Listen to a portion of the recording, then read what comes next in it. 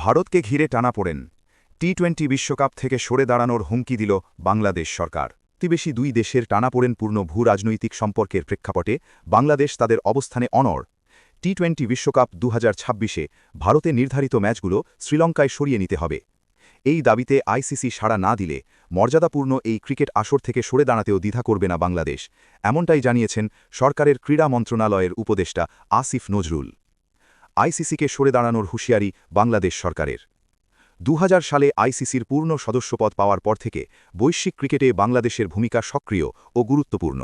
বিভিন্ন বিশ্বকাপে প্রতিযোগিতামূলক ক্রিকেট উপহার দেওয়ার পাশাপাশি উল্লেখযোগ্য জয়ও পেয়েছে টাইগাররা।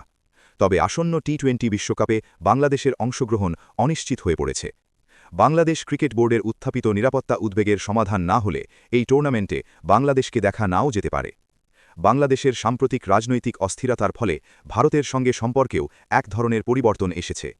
এরই প্রেক্ষিতে বিসিবির আশঙ্কা 2026 টি-20 বিশ্বকাপ উপলক্ষে ভারতে গেলে বাংলাদেশ দলের খেলোয়াড়, সমর্থক ও গণমাধ্যম কর্মীরা নিরাপত্তা ঝুঁকি ও বিরূপ পরিস্থিতির মুখে পড়তে পারেন। এই কারণেই বিসিবি আইসিসির কাছে অনুরোধ করেছে যেন বাংলাদেশের ম্যাচগুলো ভারত থেকে সরিয়ে শ্রীলঙ্কায় আয়োজন করা হয়। তবে ক্রীড়া উপদেষ্টা আসিফ নজরুলের মতে বিসিবির ধারাবাহিক ও আন্তরিক প্রচেষ্টা সত্ত্বেও আইসিসি এখনও বিষয়টির মূল গভীরতা বুঝতে পারেনি। তিনি বলেন, আইসিসি যদি বিসিবির সঙ্গে বসে বাস্তবসম্মত কোনো সমাধানে না পৌঁছায় তাহলে টাইগাররা টি-20 বিশ্বকাপে অংশ নেবে না।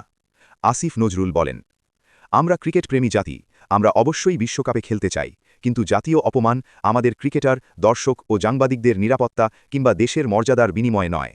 তিনি আরও বলেন, আজ আইসিসি থেকে পাওয়া চিঠি পড়ে মনে হয়েছে তারা এখনও গুরুতর নিরাপত্তা পরিস্থিতি পুরোপুরি বুঝতে পারেনি। এটি বিষয়টি শুধু নিরাপত্তার নয়, এটি জাতীয় অপমানের প্রশ্ন। টি-20 বিশ্বকাপ 2026-এ বাংলাদেশের সূচি। বাংলাদেশ বনাম ওয়েস্ট ইন্ডিজ 7 ফেব্রুয়ারি ইডেন গার্ডেন্স। বাংলাদেশ বনাম ইটালি 9 ফেব্রুয়ারি ইডেন গার্ডেন্স। বাংলাদেশ বনাম ইংল্যান্ড 14 ফেব্রুয়ারি ইডেন গার্ডেন্স। বাংলাদেশ বনাম নেপাল 17 ফেব্রুয়ারি ওয়াংখেড়ে স্টেডিয়াম। লিটন দাসের নেতৃত্বে বাংলাদেশ দল গ্রুপ সিতে রয়েছে।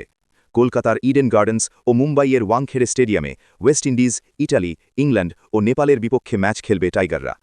টুর্নামেন্টে বাংলাদেশের প্রথম ম্যাচ 7 ফেব্রুয়ারি কলকাতার ইডেন গার্ডেন্সে ওয়েস্ট ইন্ডিজের বিপক্ষে। পরের দুই ম্যাচও একই ভেন্যুতে অনুষ্ঠিত হবে। গ্রুপ পর্বের শেষ ম্যাচে 17 ফেব্রুয়ারি মুম্বাইয়ের ঐতিহাসিক ওয়াংখেড়ে স্টেডিয়ামে নেপালের মুখোমুখি হবে বাংলাদেশ।